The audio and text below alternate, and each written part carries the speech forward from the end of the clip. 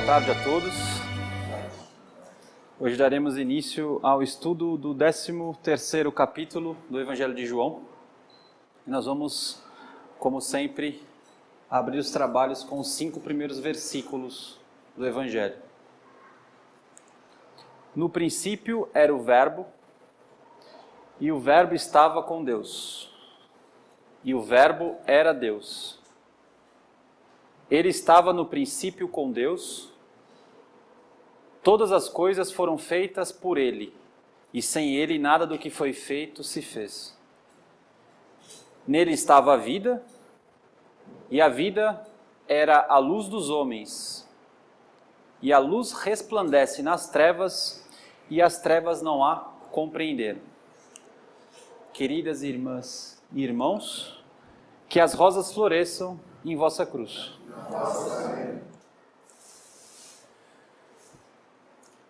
A partir de hoje, nós começamos o estudo da última ceia, que vai chegar no mistério do Gólgota. Gólgota significa caveira, crânio.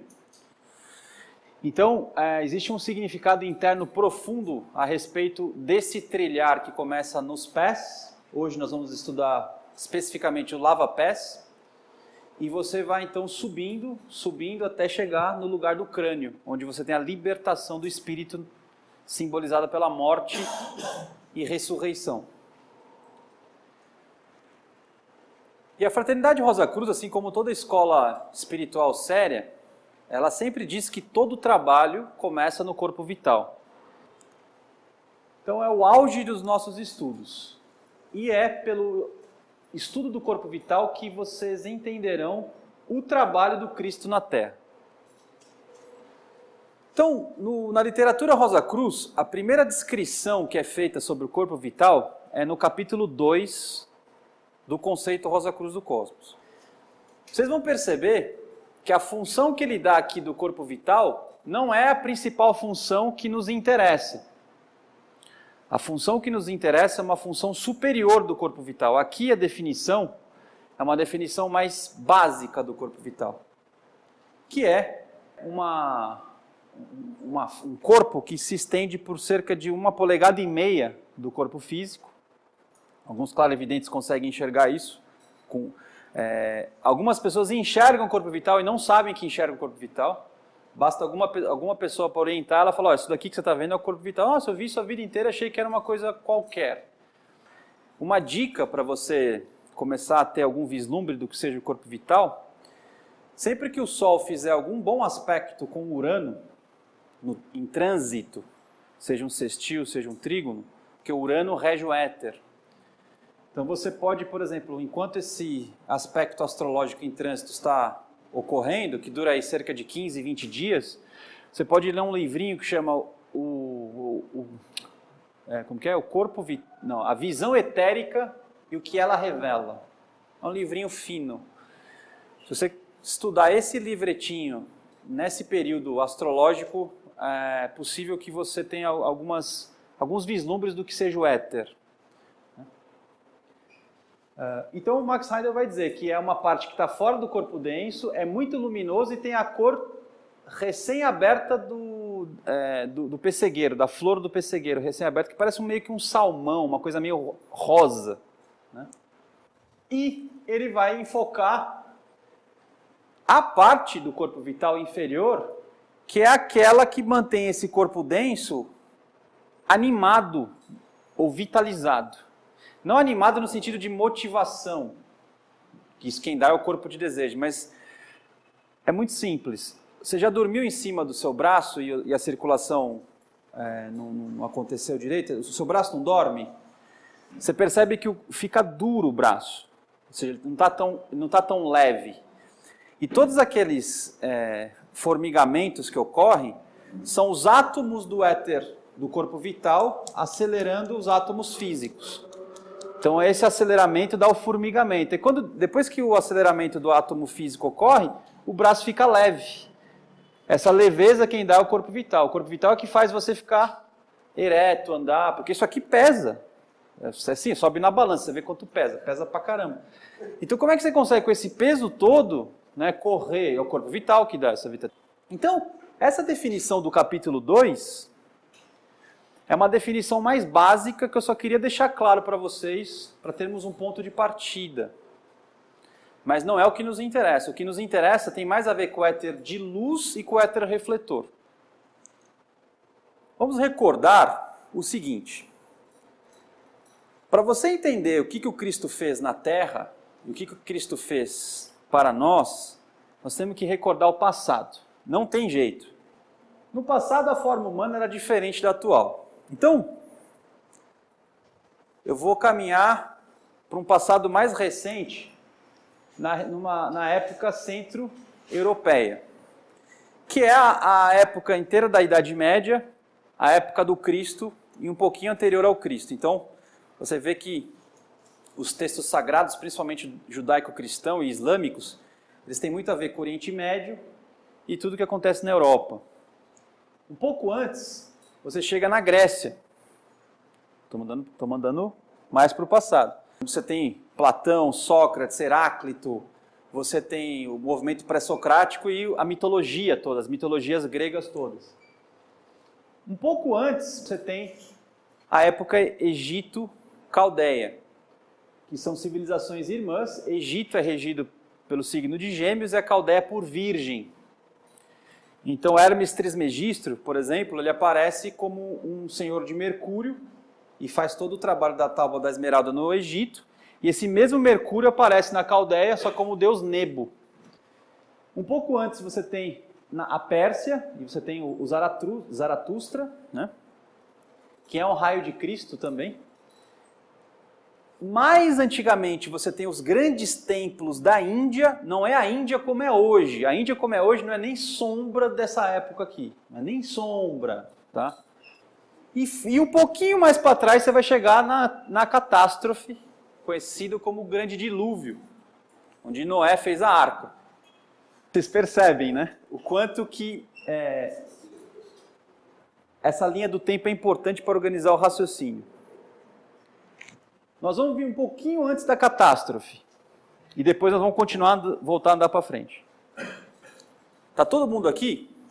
A conversa hoje vai ser meio densa. Ela vai ser menos metafórica e menos interpretativa, ela vai ser mais histórica, ocultista. E essa base é fundamental para daí você poder fazer interpretações que a gente gosta de fazer. Então nós estamos um pouquinho antes da catástrofe conhecida como dilúvio. Lá na Atlântida. Todo ser humano ali era clarividente. Todo ser humano era clarividente na Atlântida. Todo ser humano. Não é como hoje. Hoje todo ser humano tem a vista presa na matéria. Os hindus, os orientais chamam essa ilusão da matéria de Maya. A nossa consciência está na ilusão, em Maya. Você pode também entender que essa é a visão da falsa luz, que é a visão lucífera. A visão que vê a luz só quando ela se reflete. Você me enxerga porque a luz bate em mim. Então você não enxerga a luz propriamente, você enxerga a luz que reflete em mim. Então você vê por reflexo, obscuramente. Chegará o dia que você verá face a face. Então essa luz que aqui é invisível para vocês vai passar a ver essa luz aqui. Essa é a luz crística que é invisível. Você só vê essa luz invisível quando ela é barrada, cristalizada em mim. Né? Quando eu cristalizo. Então para você enxergar a luz você precisa de densificação. Mas na Atlântida todo mundo tinha algum grau de luz verdadeira, clarividência, visão clara. Porém, junto com essa clarividência, não existia noção de eu sou. Por exemplo, eu sei muito bem que eu sou eu, e que o limite do meu eu acaba aqui nessa pele aqui. Aqui já não sou eu. E eu consigo ver a Ângela aqui e consigo ver os limites da Ângela. Uma coisa aqui do lado já não é mais a Ângela. Essa noção de contorno não existia na Atlântida. Na Atlântida a gente tinha uma noção mais unificada.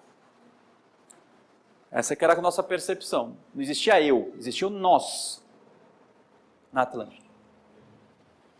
Então não havia noção de diferenças entre o si mesmo e as coisas e os outros.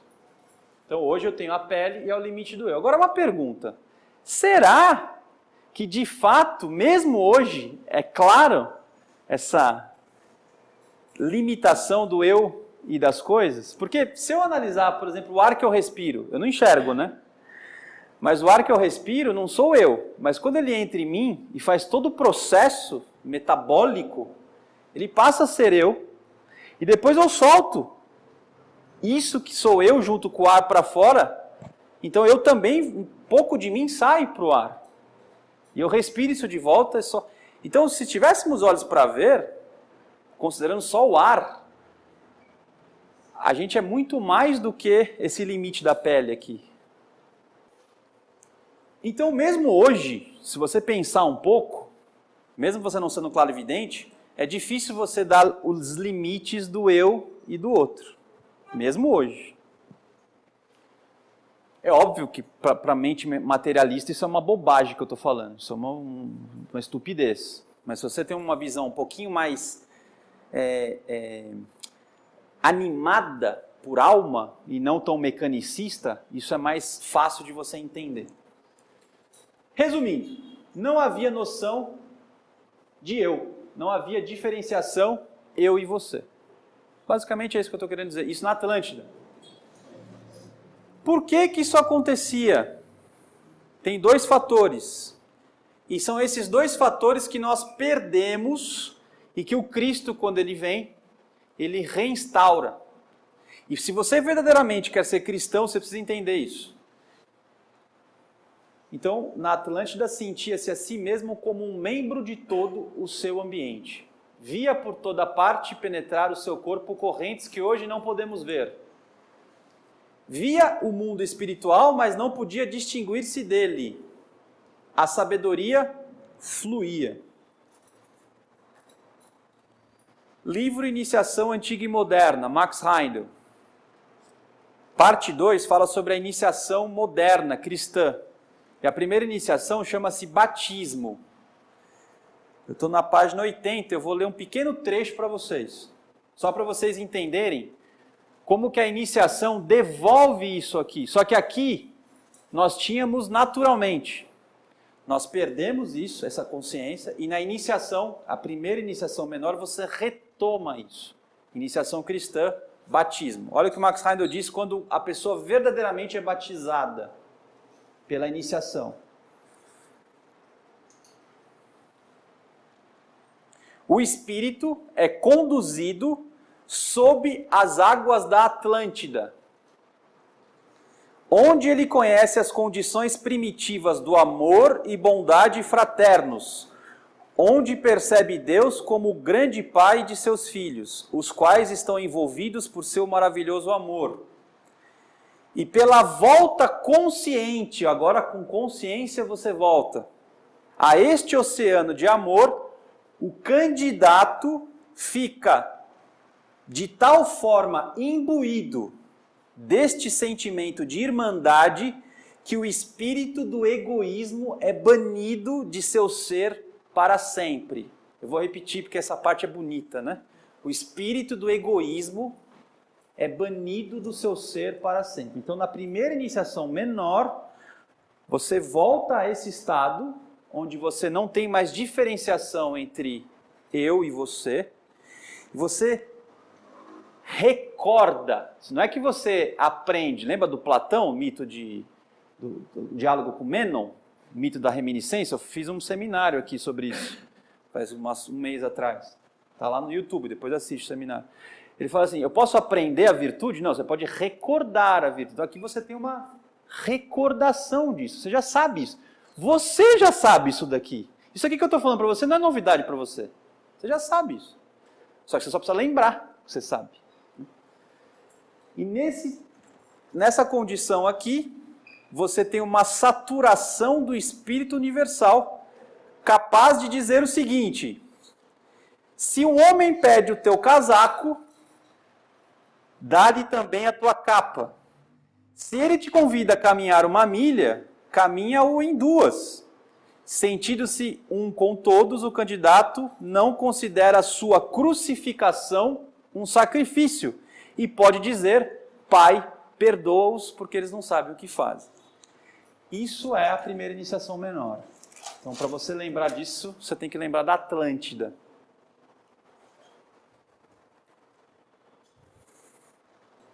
Então, a autoconsciência não existia.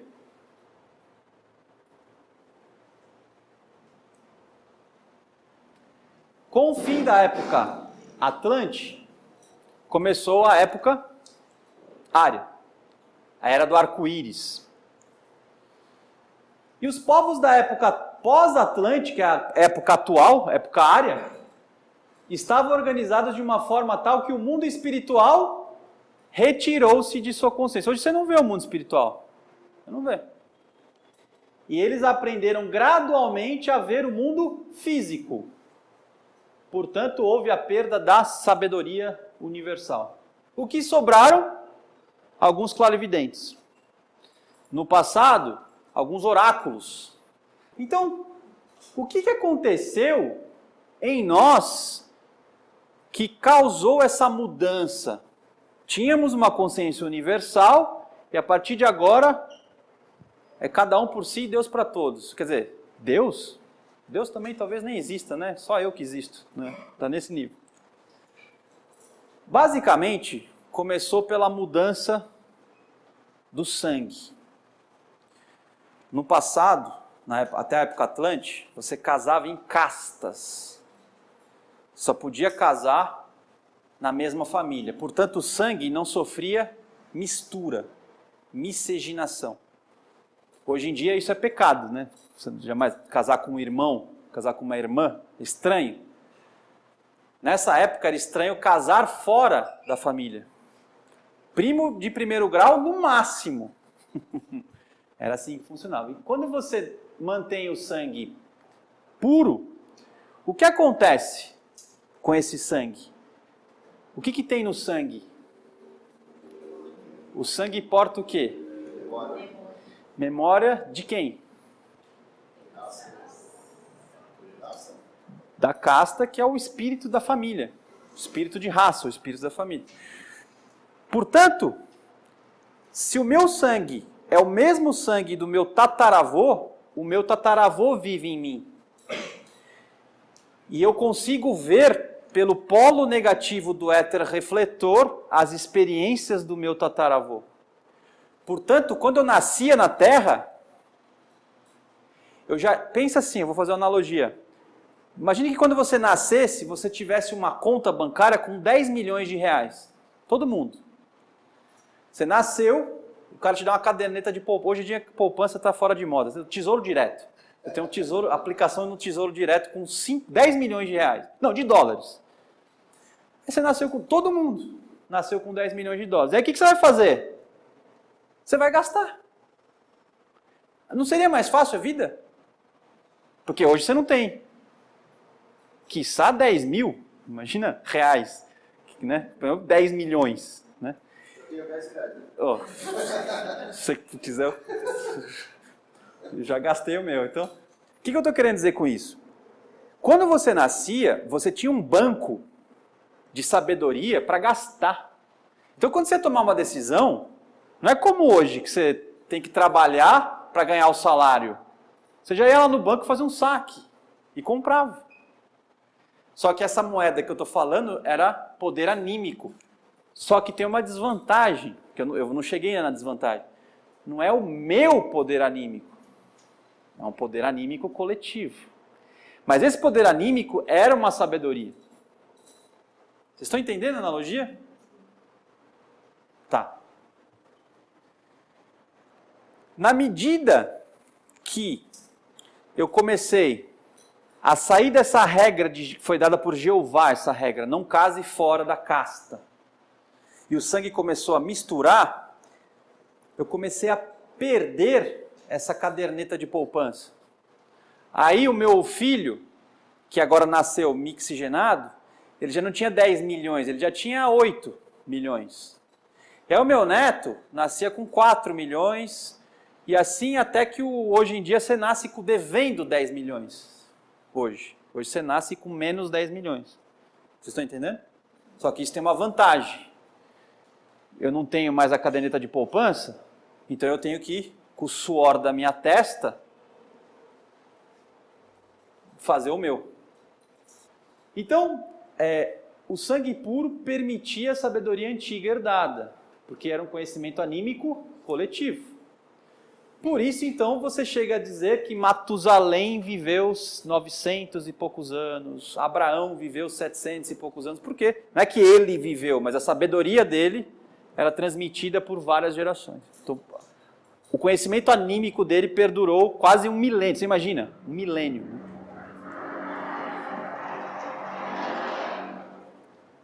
Então, qual que é o primeiro fator que fez você perder conhecimento coletivo? Deve ter essa pergunta em algum curso da filosofia Osaku, deve ter alguma pergunta dela. O que é, então? Mescla do sangue. Então, mesclou o sangue, danou-se. Quando o sangue coletivo deixou de fluir sobre a minha veia, surgiu o que chamamos de ego ou egoísmo, né? E passamos a perder a conexão com o todo, e pela primeira vez começamos a responder ao que se chama na filosofia Rosa Cruz de destino maduro. Eu estou usando o termo karma porque é mais conhecido. Mas na filosofia Rosa Cruz a gente chama destino maduro, que é sinônimo de karma. E aí eu vou dar a verdadeira interpretação do mito de Édipo. Porque existe a interpretação clássica atual, que é a de Freud, que ela é deturpada.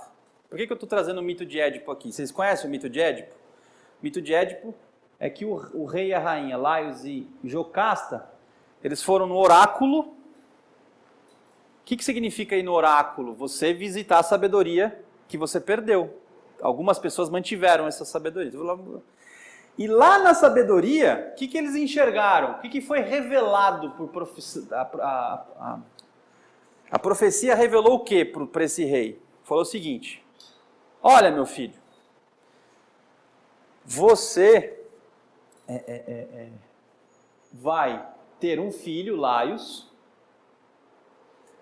Esse filho vai te matar, e depois que ele te matar, ele vai casar com a sua esposa, que no caso é a própria mãe. Um incesto. Então, isso é o Édipo. O que eu falei? Não, Laios é o pai. O Édipo vai matar o Laios e vai casar com a Jocasta. O filho é o Édipo. Então, essa não foi a sabedoria que veio do alto? O que nós fazíamos quando tínhamos a caderneta de poupança com uns 10 milhões de reais, de dólares? Nós usávamos isso. O que significa usar isso? Pô, o Laios pensou assim, deixa eu usar essa sabedoria. E minha mulher está grávida. A sabedoria diz que esse filho vai me matar e casar com a própria mãe. Então o que eu vou fazer? Ele pegou o filho e abandonou. Só que ele pediu, se eu não me engano, para alguém matar o filho. Só que a pessoa ficou com dó e não matou. Abandonou só. Aí passou algum escravo lá, não sei, viu o bebê e criou o bebê. E o bebê cresceu. Dado é que teve uma guerra, sei lá, não sei se foi uma guerra, foi uma situação lá que o rei estava lutando e um dos adversários era o próprio filho e o filho matou o rei, sem querer. Matou o rei, e sem saber. Então ele matou o próprio pai. Aí parece que, eu não lembro a história direito, mas parece que como ele tinha matado o rei, ele foi levado e ele tinha que casar então com a rainha, porque ele que tinha matado o rei, uma história assim. E aí ele casa com a própria mãe.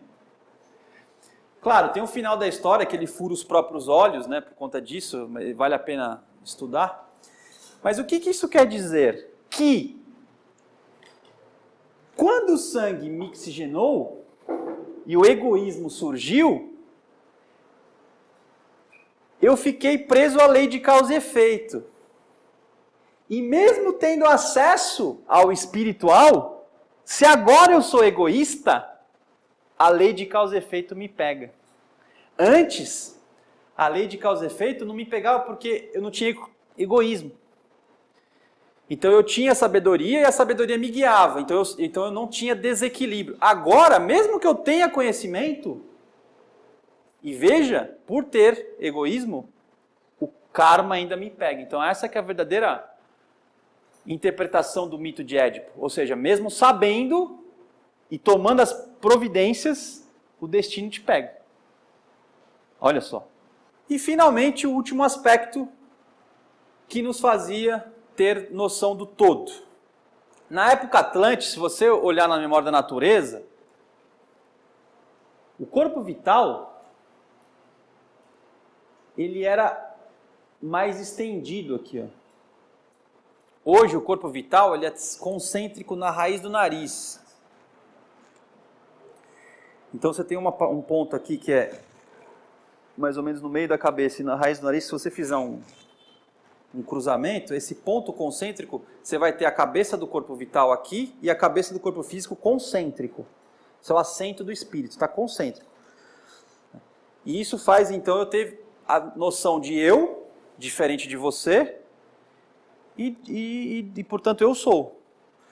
Quando esse ponto era um pouquinho menos concêntrico, isso estava mais ampliado, isso também fazia com que correntes etéricas entravam e eu tinha também uma sabedoria não só pelo sangue, mas eu tinha uma sabedoria também coletada de um todo para além do meu sangue. Como é que Max Heindel não dá esse detalhe da cabeça na literatura Rosa Cruz? O Max Heindel dá o seguinte detalhe: o corpo vital tinha uma frouxidão maior em relação ao corpo físico. Ele fala só isso. Esse detalhe da cabeça, ele não dá. Mas é importante que seja na cabeça esse detalhe. Depois eu vou explicar por quê. Então, com a cabeça mais frouxa em relação ao corpo físico e o sangue puro, eu tinha essa noção atlante. O sangue me oxigenou e o corpo vital começou a entrar, eu tive a noção de mim mesmo e perdi a visão espiritual. É a sua situação de agora. Você não tem clarividência e você é egoísta. Pergunta: antes da mixigenação do sangue e antes do corpo vital entrar na cabeça física totalmente, como vocês imaginam que era a experiência pós-morte? Purgatório e primeiro céu. Porque se a noção do eu não existia, como é que eu podia purgar os meus pecados? Então não tinha purgatório. Eu não sei, é uma bela de uma pergunta. Então não tinha purgatório, ele falou. Será que não tinha? Não existia destino maduro, né? Porque não havia o egoísmo. Isso. Então, se não existia egoísmo, não existia destino maduro, não existia desequilíbrio com a lei de causa e efeito, com a lei de consequência, é óbvio que a experiência purgatorial e a experiência de primeiro céu não existia antes. Só que com a mixigenação do sangue e o surgimento do eu, nos planos internos onde você está mais unificado, a noção de separatividade boa permanece. De tal modo que o espírito pode ter assimilação das próprias experiências lá. Então veja, olha você ver que importante que é perder a visão etérica passiva atlante. Mesmo que o custo para isso seja o egoísmo. E mesmo que o egoísmo seja o principal mal. É graças a esse efeito colateral do egoísmo que podemos manter a nossa individualidade no espírito.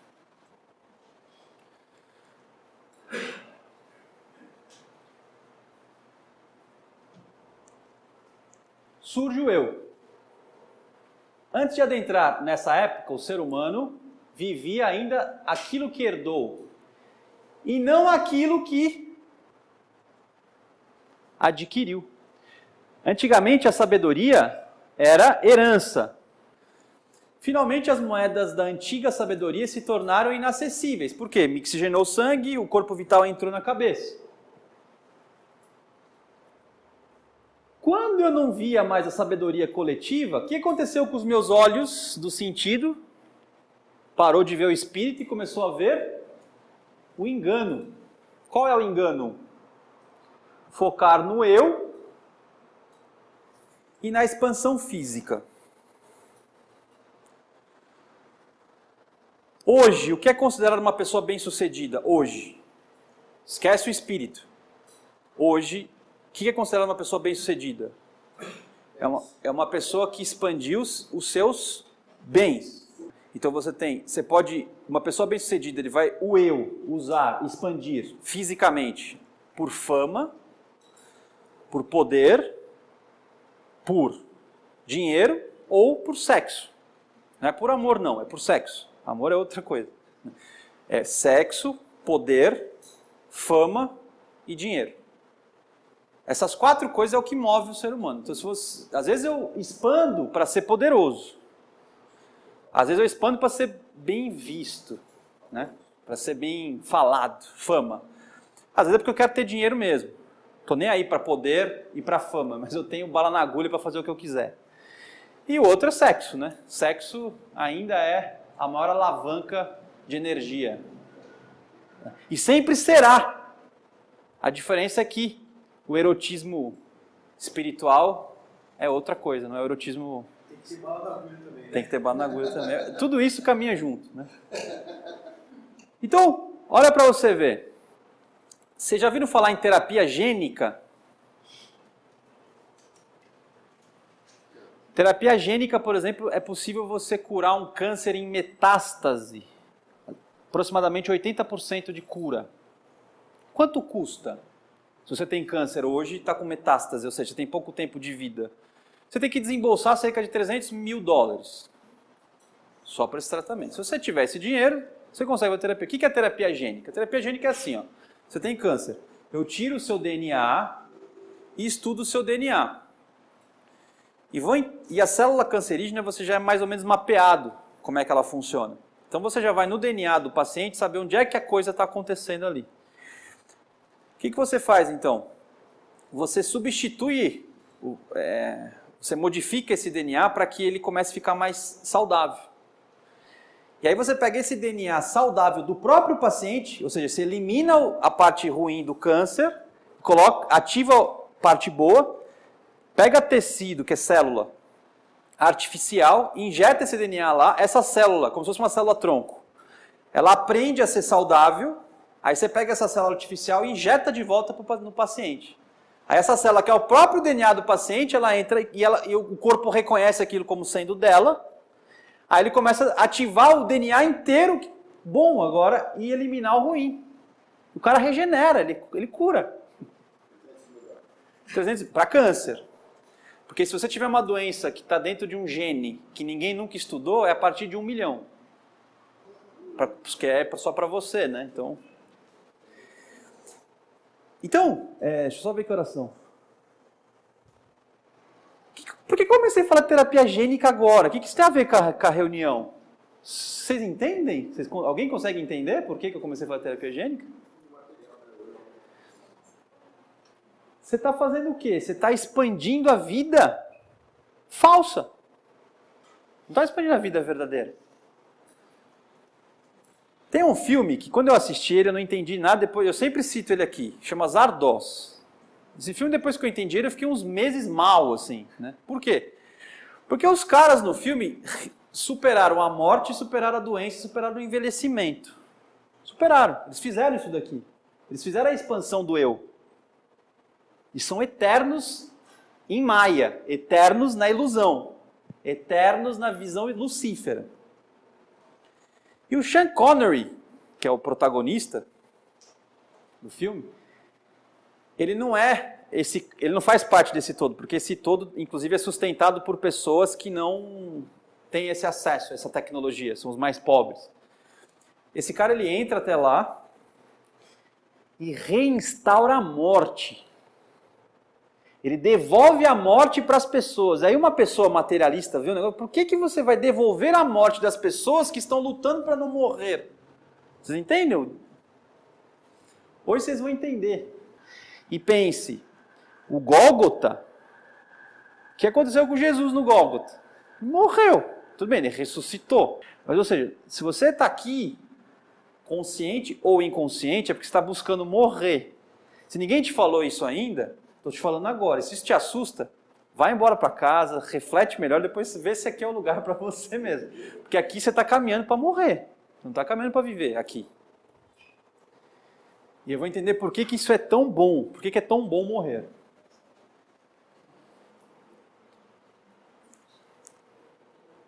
Agora, eu tenho que mostrar para vocês a diferença entre Lúcifer e Satanás. Vocês sabiam que é diferente?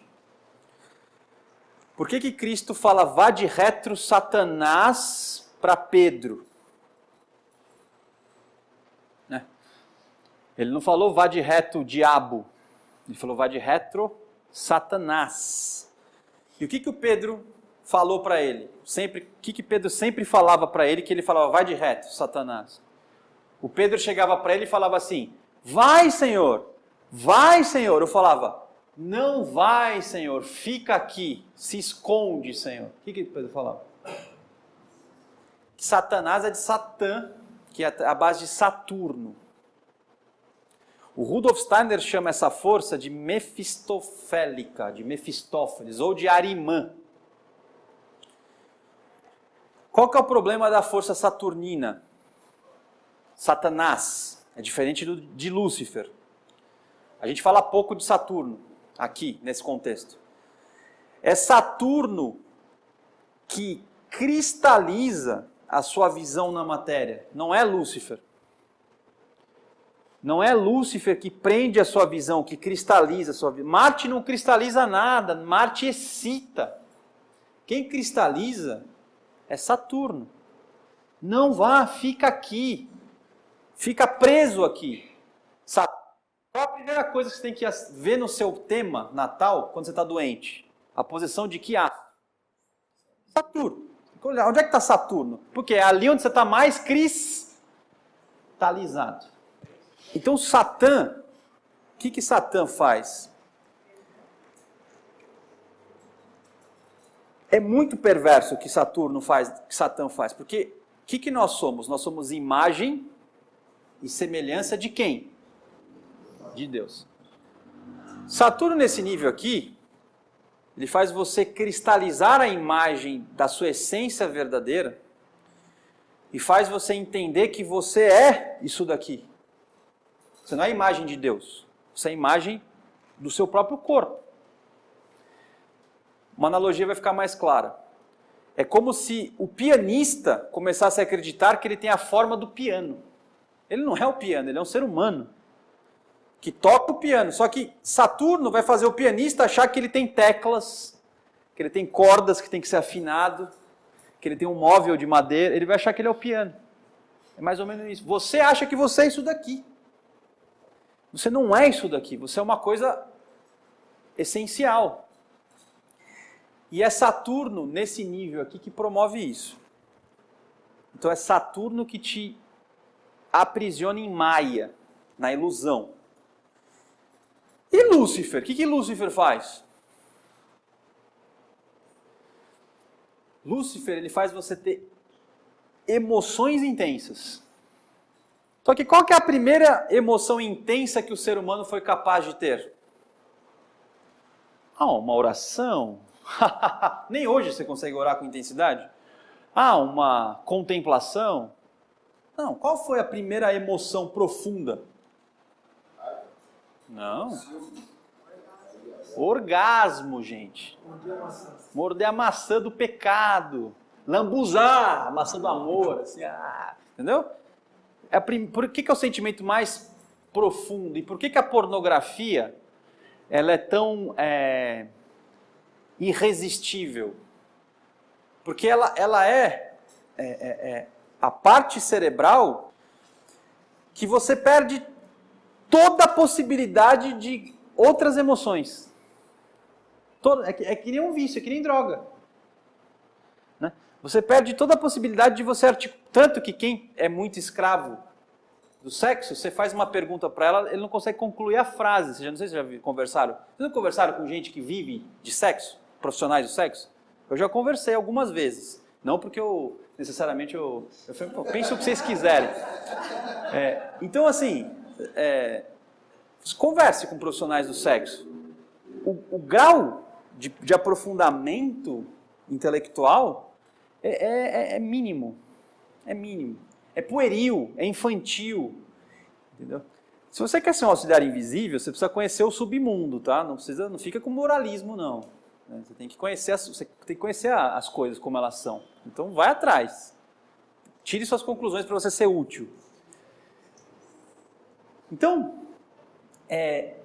foi através do sexo. Só que nós, hoje em dia, né, nós estamos civilizados, né? A gente hoje em dia faz a barba, corta o cabelo, a gente tem uma roupa, né? As mulheres se depilam, a gente é mais civilizado. Então, hoje em dia, a gente tem mais chance de ter emoções mais intensas que não sejam sexuais. Como é que eu faço isso, Arthur? Se você não tem tendência ao espiritualismo, comece lendo livros clássicos. Cultura material mesmo. Lê Shakespeare, lê Goethe, lê Homero, Odisseia. Não fica lendo livrinho aí, essa de Queiroz, coisa. Não, lê literatura clássica mesmo. Gente decente, entendeu? Ouça música clássica, não precisa ser espiritualista, porque a partir dessa noção cultural, você vai despertar emoções mais profundas para além do sexo. Dá trabalho? Claro que dá trabalho. Você cresceu vendo a Xuxa, cresceu vendo o Mickey Mouse, lógico que dá trabalho. Lógico que dá trabalho. Então, dessa ideia satânica no mundo, eu vou citar 3 autores que hoje são adorados e que determinam todo o conhecimento atual da humanidade. Vocês vão ver como é que a coisa é profunda.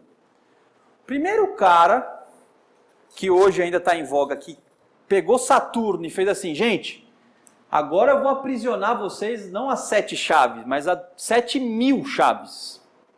Chama Darwin. O Darwin foi para a ilha de Galápagos e observou a evolução da forma. E pegou o criacionismo e deu um chute no criacionismo.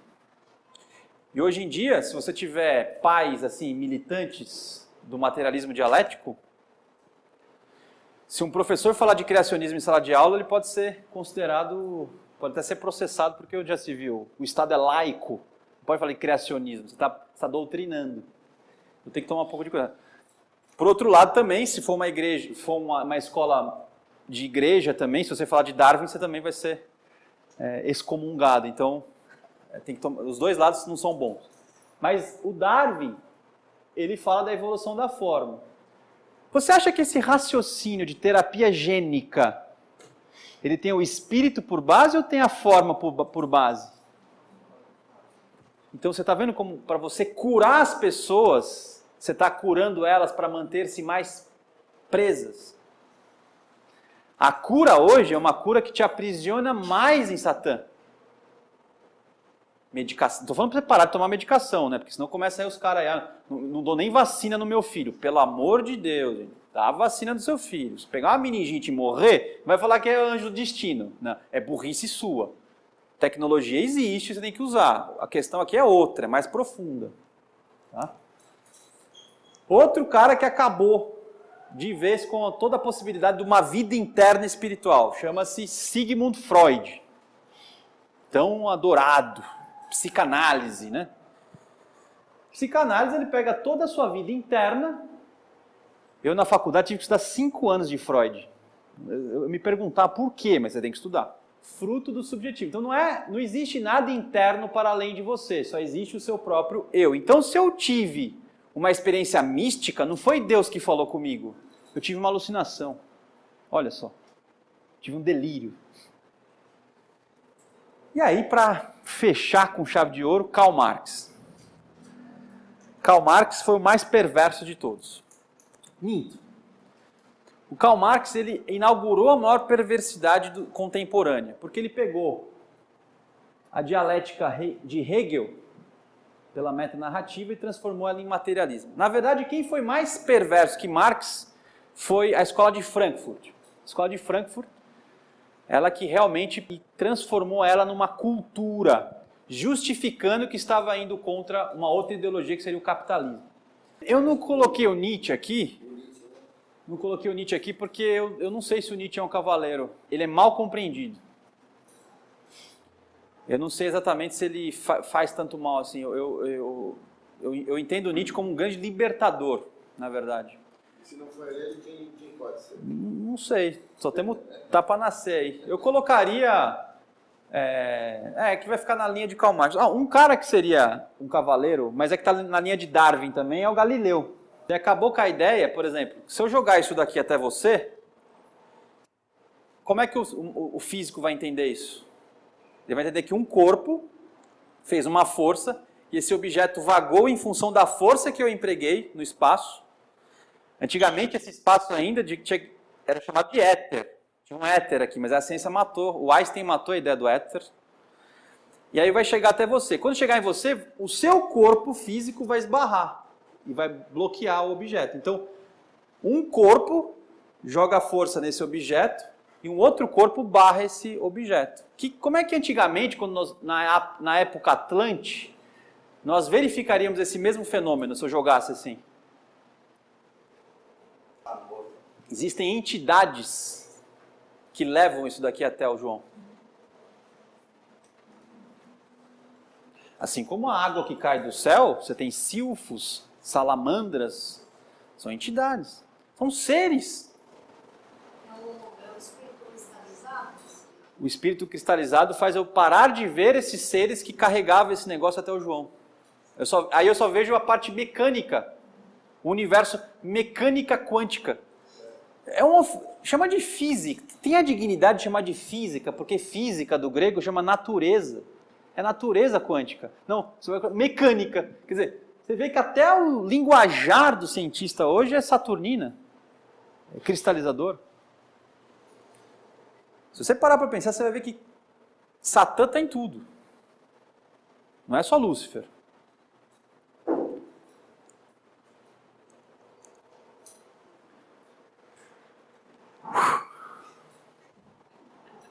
Só que é o seguinte, eu vou seguir o slide aqui, porque a minha cabeça às vezes vai para um lugar e o slide vai para outro.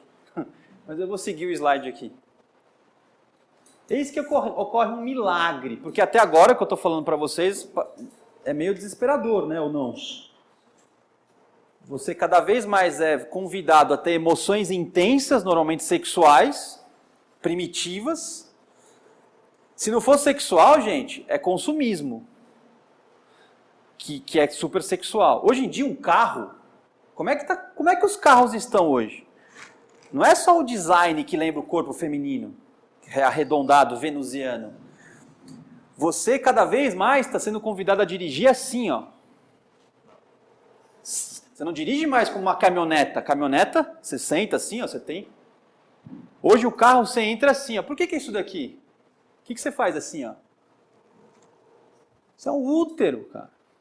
Os carros eles te convidam para você entrar no útero. Por isso que você entre, nossa, meu carro, você se sente, só que você está voltando para um lugar que não é para você. Você tem que sair desse lugar, pelo amor de Deus. Tem que nascer, cara.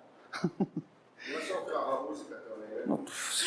Se falar de música, então, não existe mais música. É cacofonia. E as músicas estão cada vez mais rítmicas, que são as tribais. E o que acontece com as tribos? Região sacra aqui, ó. Tá todo mundo dançando, bebendo e pensando, tendo bons pensamentos. Sempre assim. Eis que um milagre acontece. Aí aparece um impulso por graça, não é por merecimento. O pessoal estava na época Atlante, com sabedoria coletiva, agora mixigenou o sangue, o cabeça do corpo vital entrou, aí vem Lúcifer, vem o Satã. Para onde essa galera está indo? Então é importante contextualizar o Cristo, porque é por isso que ele veio. Ele dá uma saída, só que não pense que a saída cristã não tem um risco. É um risco. Vem cá.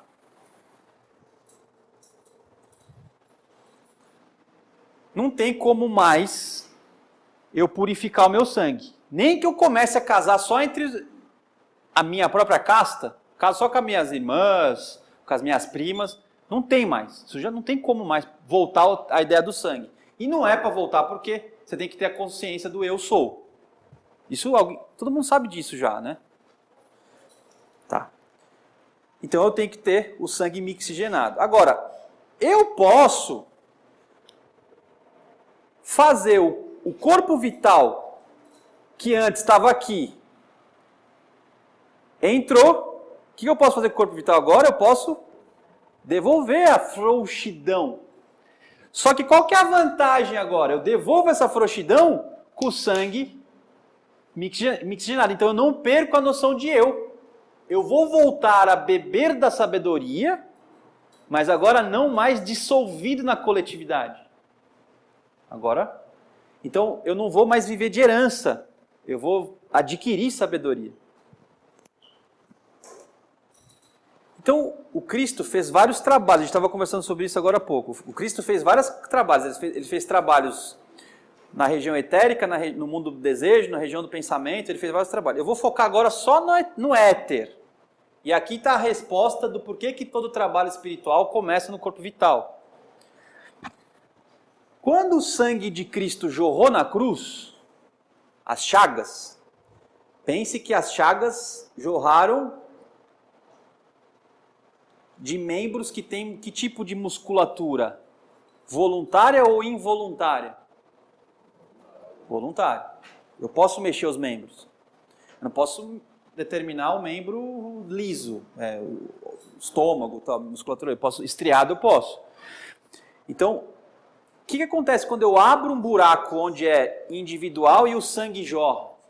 O sangue que está o eu, ele perde o egoísmo.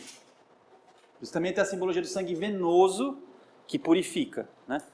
Então, quando as chagas de Cristo jorram sangue, você consegue começar a eliminar o egoísmo, sem perder a individualidade.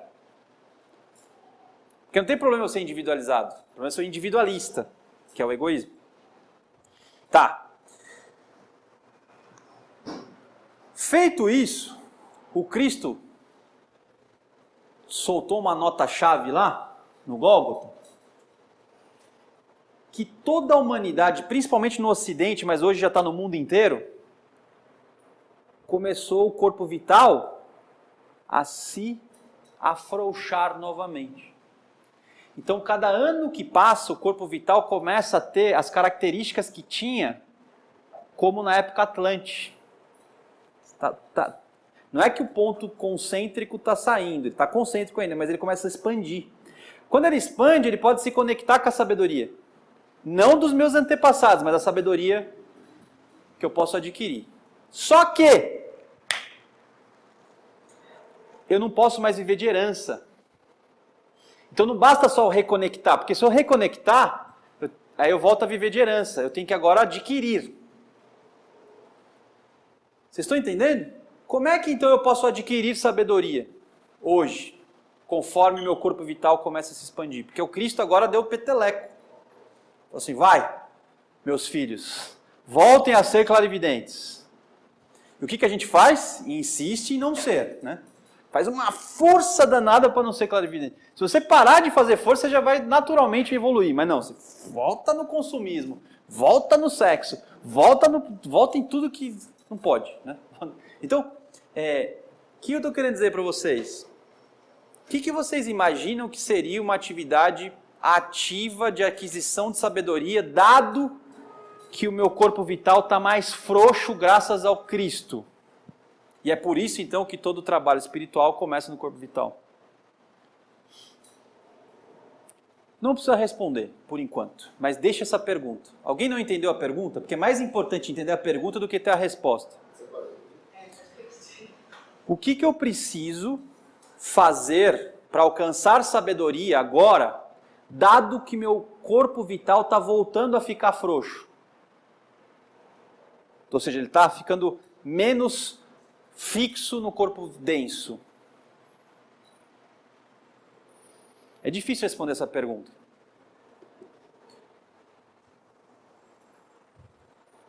13 minutos e a gente vai tomar um café.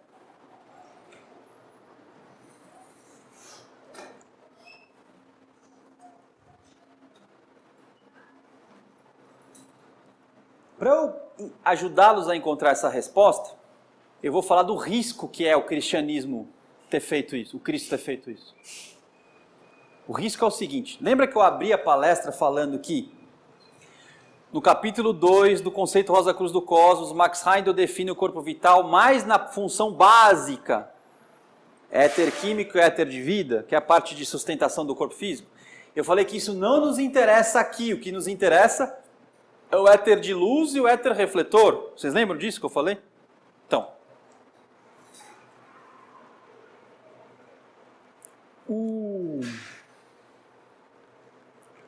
o que está ficando mais frouxo não é o éter químico e nem o éter de vida. O que está ficando frouxo é o éter de luz e o éter refletor, que vai ser o corpo-alma. Se a gente aprender a dar sabedoria para o corpo vital. Hoje, você tem que aprender no corpo físico dar sabedoria para o corpo vital. Eu vou explicar. Na Atlântida, quem que dava sabedoria para quem? O corpo vital dava sabedoria para o corpo físico? Ou o corpo físico dava sabedoria para o corpo vital? Veja, eu estava com um problema. O meu corpo vital tinha essa frouxidão aqui. E tinha o sangue pelo polo negativo do éter refletor. Eu tinha um problema aqui, o que eu fazia? Eu ia lá na memória de Abraão. Onde estava a memória de Abraão? No éter refletor. O éter refletor está onde? Em que corpo? Físico ou etérico? Então eu ia no corpo etérico buscar sabedoria e a sabedoria do corpo etérico vinha para o corpo vital.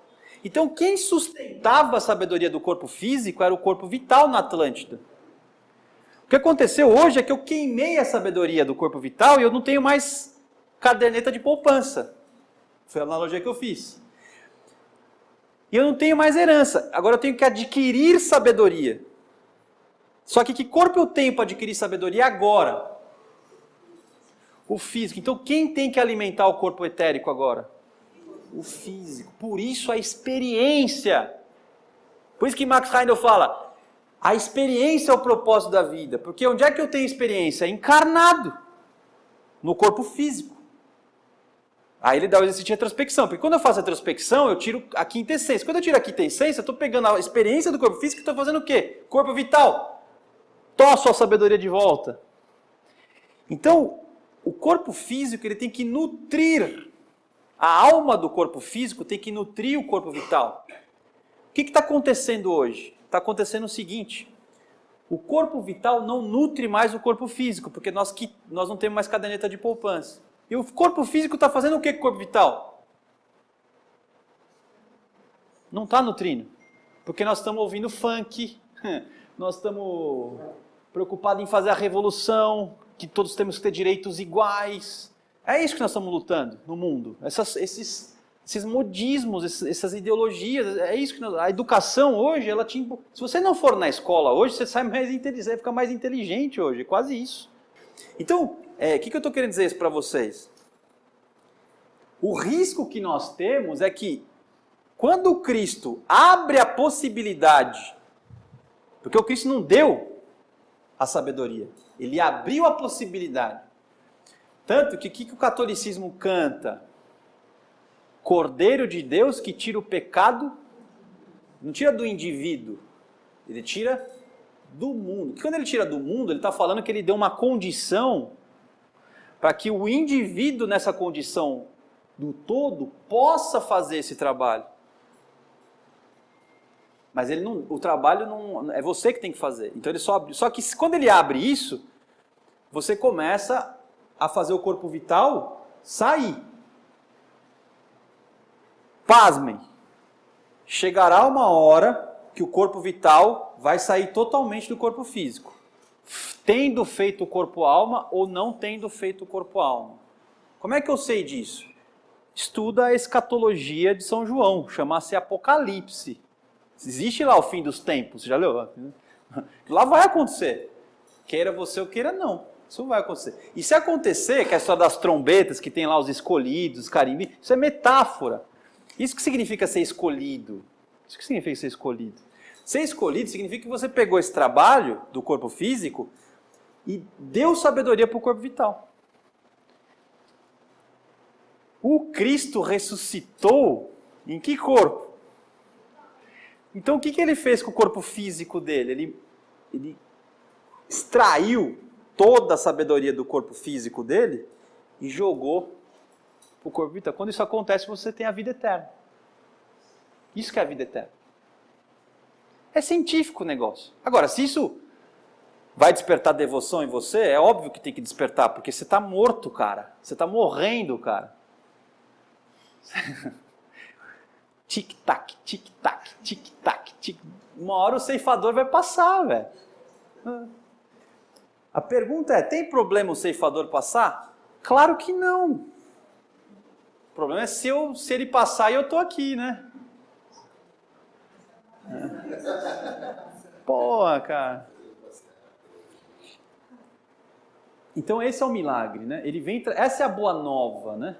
Essa é a boa nova, esse é o evangelho, né? Então, o Steiner, só para a gente tomar um café, diz o seguinte: se o filho que anteriormente viveu do patrimônio de seu pai, lá na Atlântida, gastar tudo e não adquirir nada, tudo lhe parecerá sempre mais triste. Mas quando ele também tiver um filho, este filho, portanto, o neto, não estará na mesma situação do seu pai. O pai herdou na Atlântida sabedoria, pelo menos alguma coisa, e ainda pôde continuar gastando. O neto já nada possui, e tampouco herdou alguma coisa. Fica sem nada de início. Assim era, em certo sentido, o caminho da evolução humana.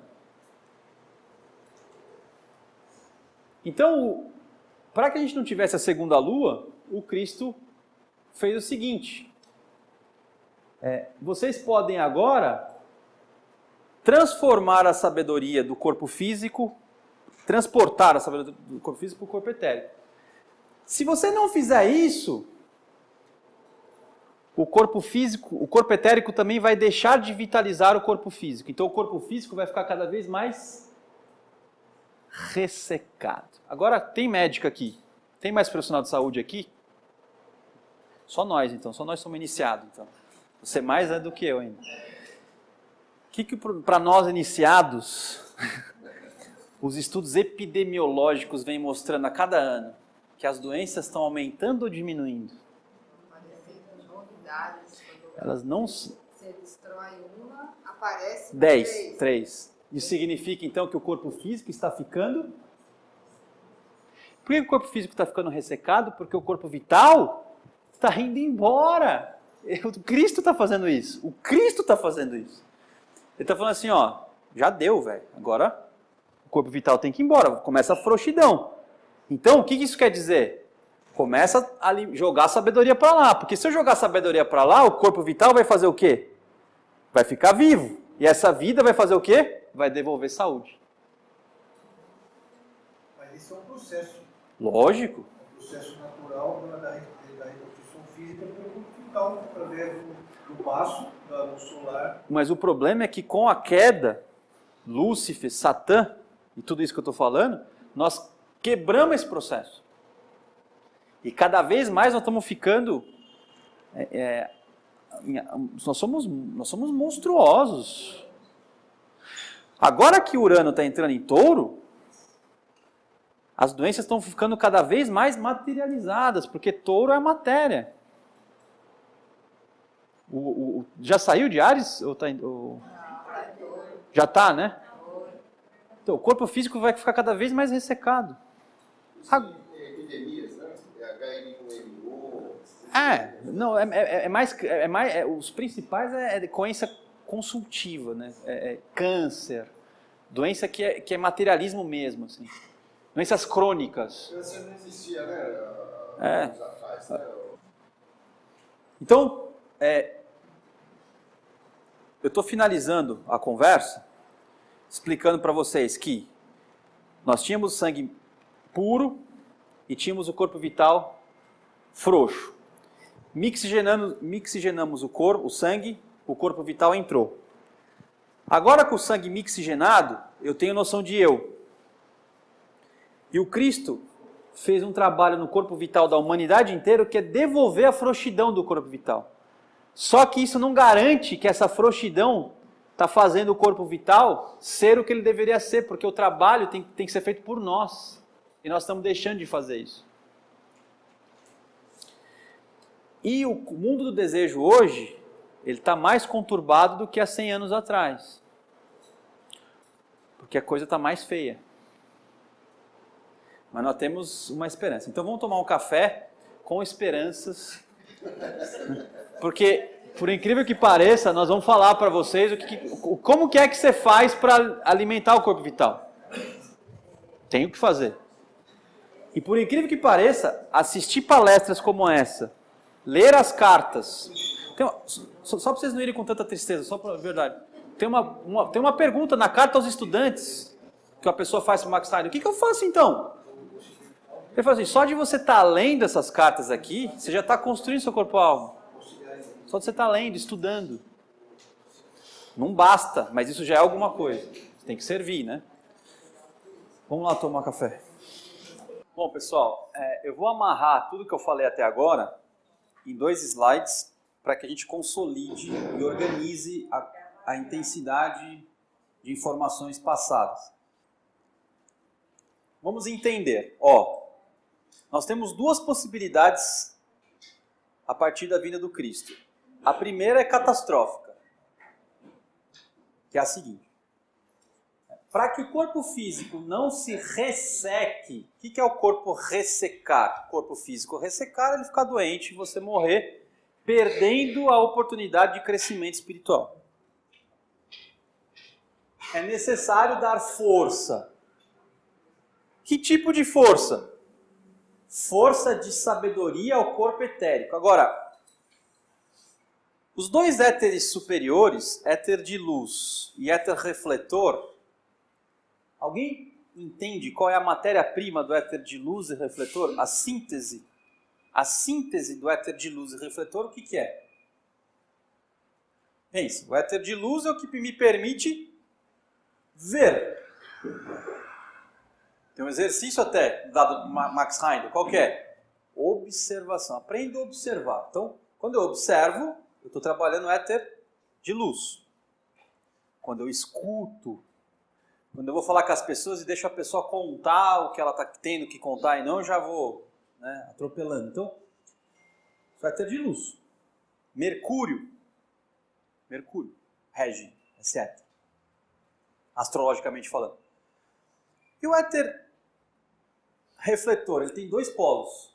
Um polo é a memória e o outro polo é a inteligência. Então eu dei 3 informações para você. Percepção, memória e inteligência. O que é a síntese dessas 3 coisas?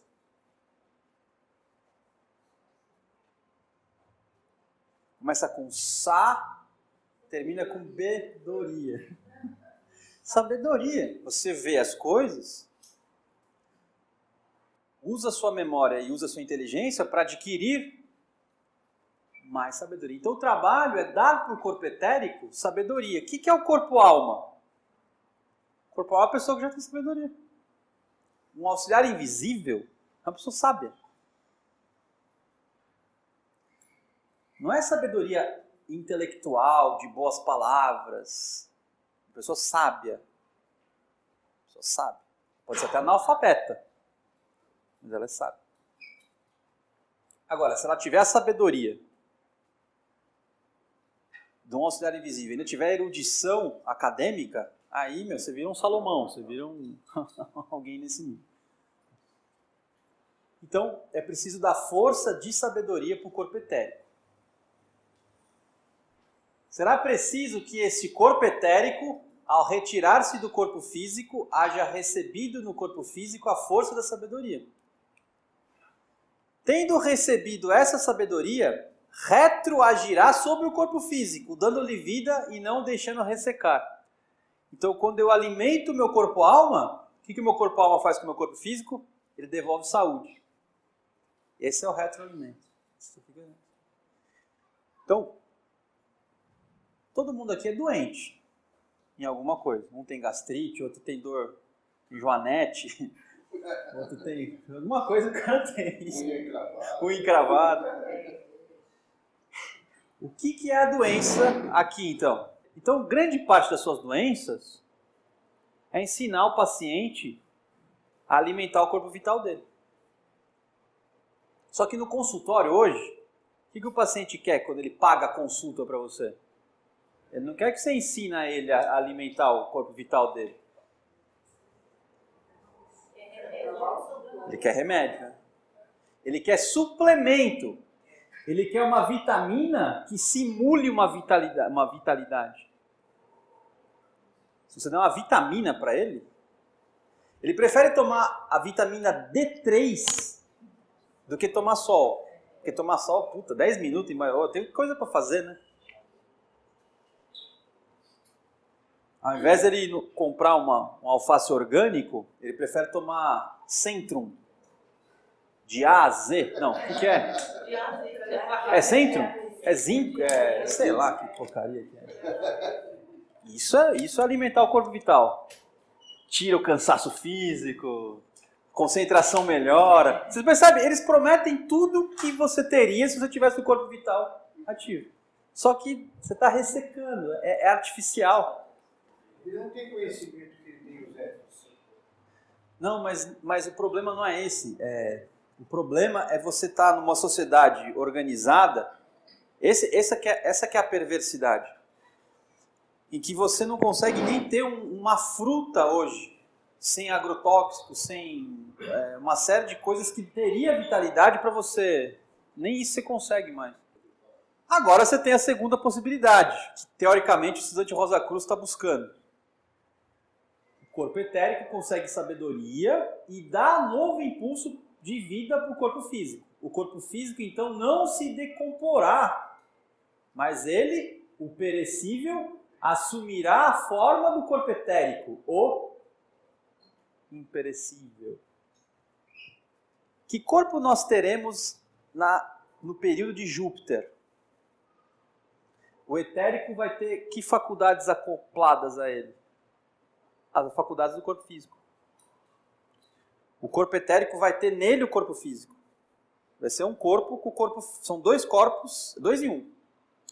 No período de Vênus, teoricamente, você vai ter o corpo de desejos. O corpo de desejo vai ter as forças do corpo vital e as forças do corpo físico. E em Vulcano, você vai ter a mente. A mente vai ter as forças do corpo de desejo, as forças do corpo vital e as forças do corpo físico. 4 em 1. Só que para isso acontecer, o ciclo é o seguinte. A mente passa sabedoria para o corpo de desejos.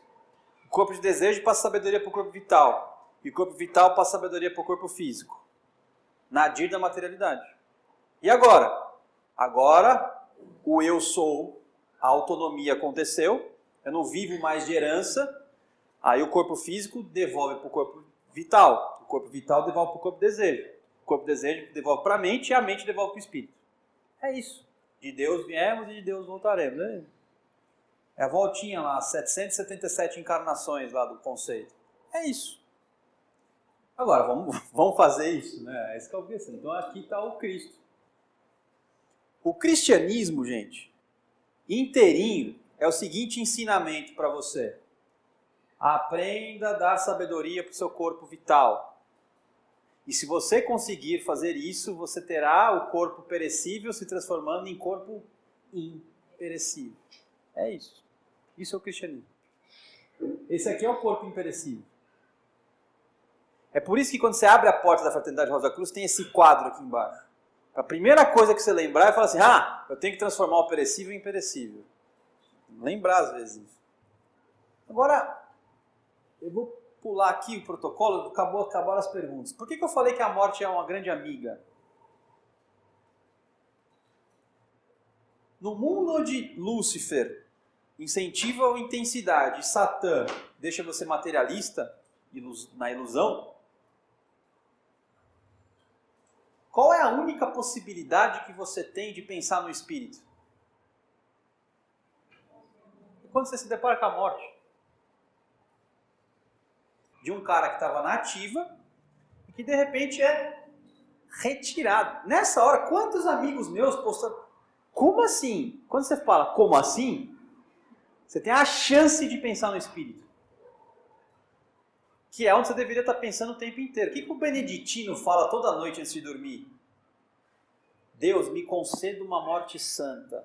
O cara vai para a cama como se ele estivesse indo para o próprio funeral. Cara.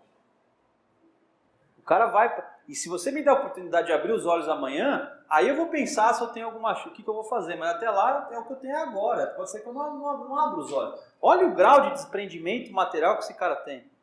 Entendeu? Então é importante estudar esse tipo de coisa. Agora, ao mesmo tempo que você que está aqui vê alguém morrendo, e aí você fala, opa, pode ser que tenha alguma coisa espiritual, o que também não garante, porque as pessoas, mesmo com a morte acontecendo, continuam sem refletir. Quando o indivíduo morre, ele vai para a parte espiritual. E mesmo que ele seja ateu ou tal, algum contato espiritual ele tem, e quando ele volta com alguma coisa a mais. Então a morte ela é uma amiga tanto para quem vê alguém morrer, porque faz você pensar, quanto para quem morreu, porque tem algum contato e traz alguma sabedoria de lá, do purgatório que seja. Se você retirasse a morte, então, acabou qualquer chance de possibilidade espiritual. E o que a ciência está o tempo inteiro lutando? Para tirar a morte do homem.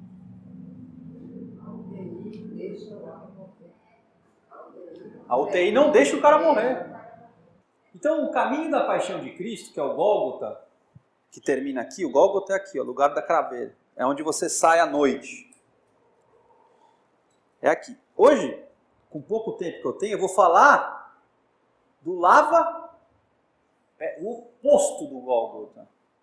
Agora, é interessante você pensar que o fim é o Gólgota e o início são os pés, né? Está mostrando justamente o caminho de ascensão. O lava-pés é o primeiro passo para você começar a subida, para chegar no Gólgota, para chegar na crucificação.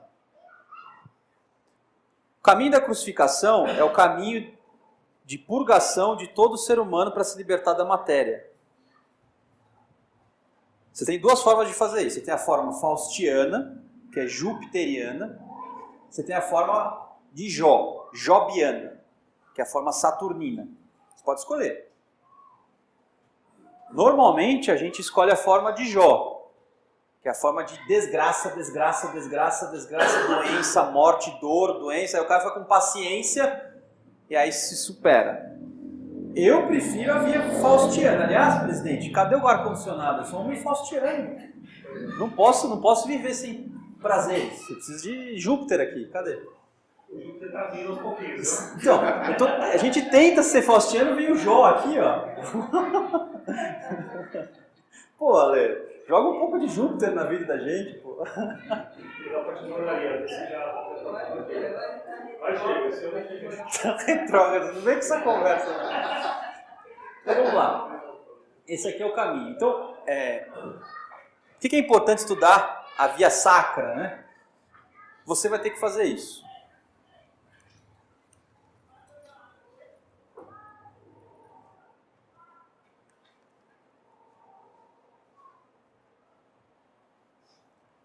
O caminho da paixão representa o caminho pessoal de cada um.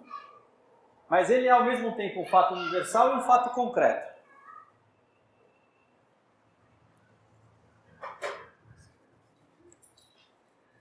Por quê? O Gólgota é um fato universal quando ele reequilibra o pecado original do mundo, que foi feito pelo homem, Adão e Eva. É graças ao Cristo que o pecado original é desfeito. O que significa isso em termos técnicos, não simbólicos? Porque isso que eu falei é simbólico. Realmente, concretamente, é o seguinte. Antes do Cristo vir, em função da mixigenação do sangue, do corpo vital que entrou na cabeça, o eu egoísta que foi proclamado, Lúcifer, Arimã, Satanás e o caramba todo, a gente já discutiu? Como é que estava o corpo de desejo da Terra? Da Terra. Qual que era a matéria-prima que existia no corpo de desejo? Pra vocês terem uma ideia, o homem morria, ele não tinha experiência nem de primeiro céu, quiçá de segundo e nem de terceiro. Então o Cristo, o que é reequilíbrio? Por que ele é o nosso Salvador? Ele vem e faz a limpeza de todo esse desastre coletivo. Ele puxa para ele, por isso que ele é flagelado, coroado, aquela coisa toda, crucificado. Isso tudo é para representar, porque se você olhar na memória da natureza, o que aconteceu com Cristo não é aquilo que o Mel Gibson fez. Aconteceu a crucificação, mas não é daquele jeito. É simbólico. A crucificação é um processo de libertação do espírito da matéria. Isso pode acontecer de várias formas. E sempre pelos pontos que tem que acontecer. São os pontos sagrados. Mas não é daquele jeito que o Mel Gibson fez. Lá é sensacionalismo. Então, mas alguma coisa de sofrimento aconteceu. O pecado original. E é o Cristo, então, que equilibrou isso. Então, o que o católico canta, né? Agnus Dei, Cordeiro de Deus. Agnus Dei, Clitoris peccata mundi, miserere nobis. Cordeiro de Deus que tira o pecado do mundo, tende piedade de nós. Isso em gregoriano é lindo, né? Então, é por isso que eles cantam isso. O Cordeiro de Deus que tira o pecado do mundo, tende piedade de nós. Do mundo. E quando ele libera o mundo do pecado, ele abre o espaço para você, no seu mundinho doméstico, poder se libertar. Sem a quitação coletiva, você não pode quitar os seus. Por isso que ele é o nosso Salvador. Então ele faz isso de vários modos, mas dois principais. Ele limpa o corpo de desejos da terra e todo Natal ele faz isso. Começa em setembro no equinócio, culmina no solstício, dia 21, e termina na Páscoa agora. Limpou. E em segundo lugar, ele afrouxa o seu corpo vital. É isso. Então ele faz isso. Agora cabe você aproveitar essa oportunidade.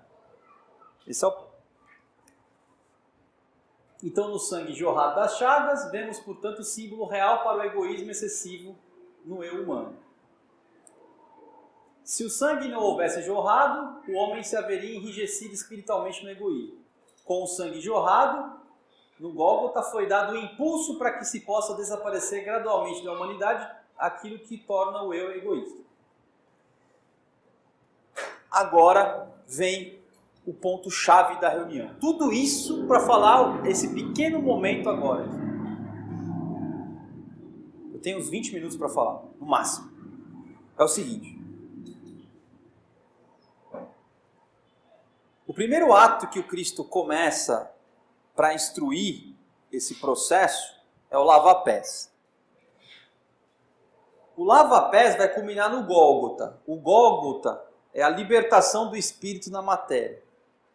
Eu tenho duas formas de libertar o espírito da matéria. Tem duas formas de libertar o espírito da matéria. Você tem a forma oriental, você tem a forma ocidental. Então, a partir de hoje, você vai ouvir o que eu estou falando. Você vai entender e você vai escolher. É livre para escolher. Deus te dá a oportunidade para você escolher. Você não precisa seguir, eu sou ocidental. O problema é seu. Não, mas o Max Heidel falou. Não, o problema é seu. Então você pode escolher. É o seguinte. Você tem o caminho chamado yoga, que busca, em sânscrito, a palavra mukti, ou moksha.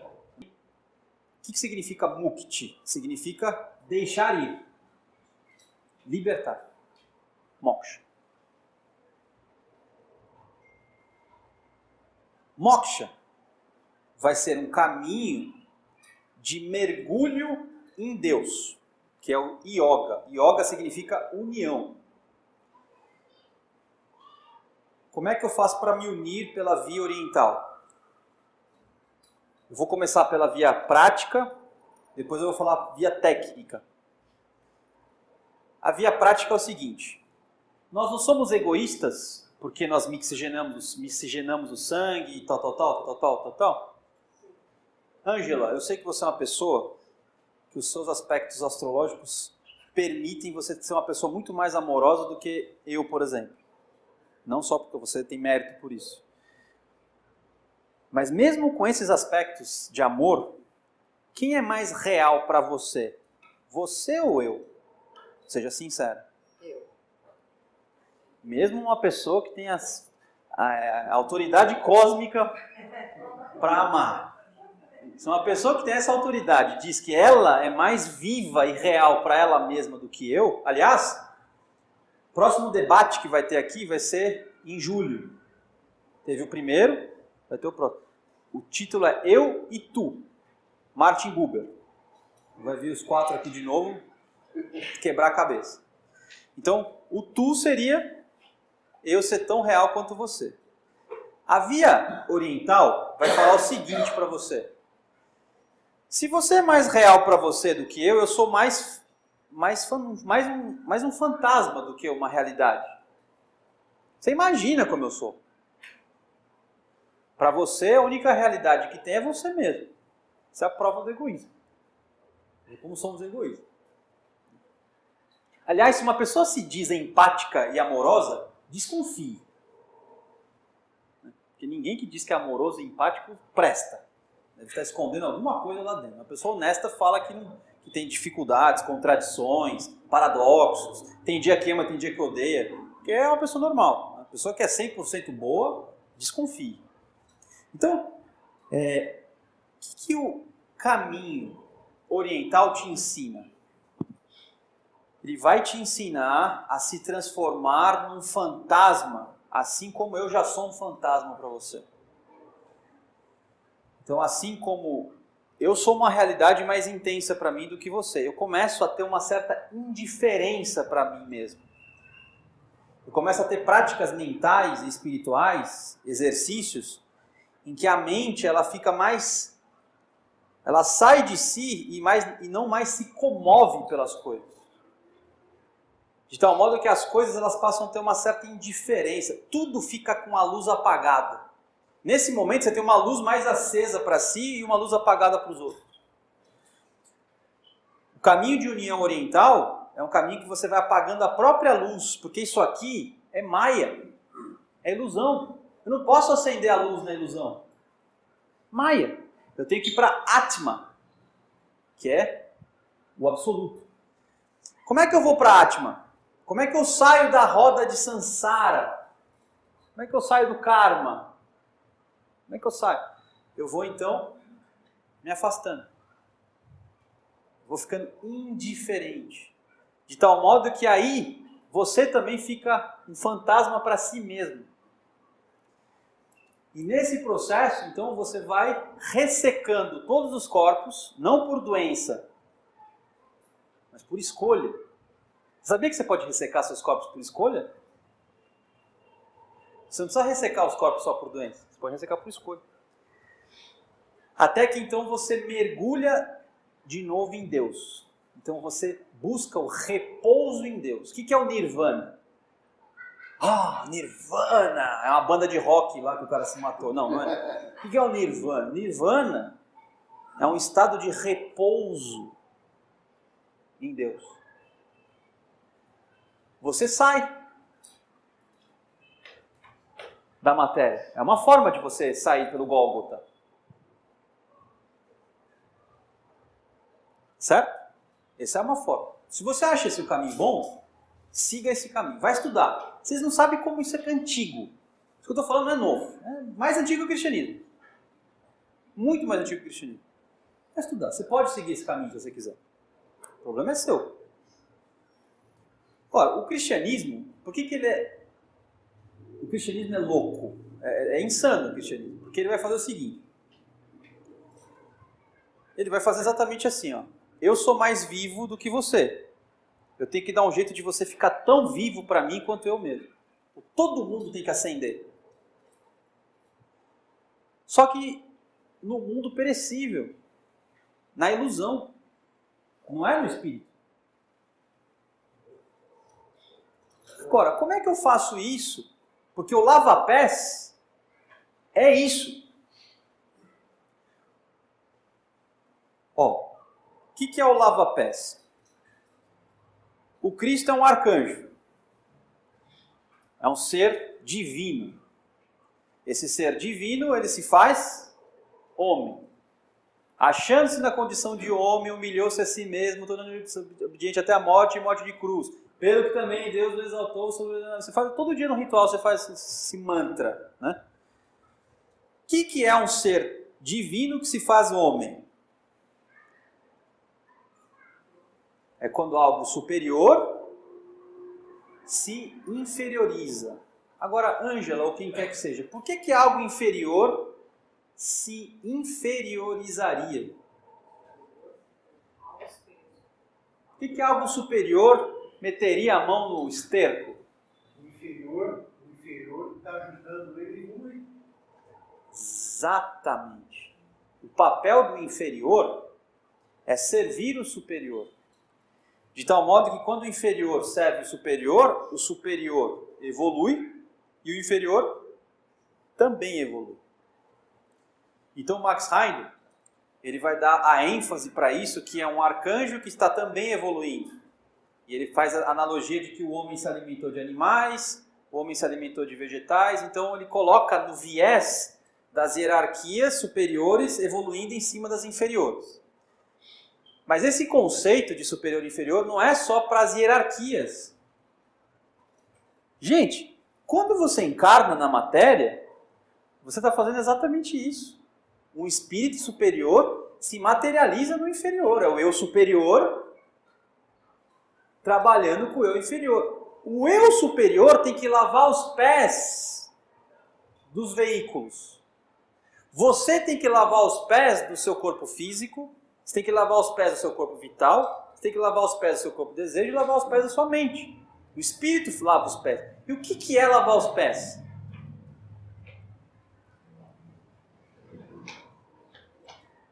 Por que os pés estão sujos? Aí Pedro fala, né? Não só os pés, Senhor, mas a cabeça, o corpo. Aí ele fala, mas quem já está limpo, né? Ainda dá um caminho. É o caminho, os pés levam para o caminho. Então, lavar os pés é você transformar os veículos naquilo que ele deveria ser. Os seus veículos hoje são aquilo que eles deveriam ser? O que os seus veículos são hoje? Já estou terminando. O que os seus veículos são hoje? Se o seu espírito falar para o seu corpo de desejo, falar assim, deseje isso, o que o seu corpo de desejo faz? Não. Se chegar para o seu corpo vital e falar assim, vamos criar tal hábito, de acordar cedo todo dia, rezar todo dia, fazer isso aqui lá, ele fala, não. E o seu corpo físico é efeito de tudo isso. Então, o que é o batismo de água? É quando os corpos passam a refletir o Espírito. E o batismo do Espírito de fogo, o que é? Porque Nicodemos perguntou isso para Cristo. A conversa de Nicodemos é justamente isso aqui, lava pés. Mestre, como podemos chegar até Deus? Ele falou, quem não nascer da água e do Espírito não entrará no reino do céu. Então o batismo de água eu já dei. O que é o batismo de água? É transformar os corpos em instrumentos puros. O batismo de água. Ele vai refletir o alto. A água fica como um espelho para refletir o alto. E o Espírito tem que fazer o quê? Que é o batismo do fogo.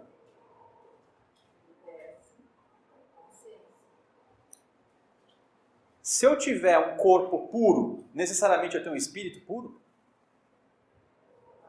Não, o espírito é puro. O espírito de Deus é puro, o meu não é. Sabe por que não é?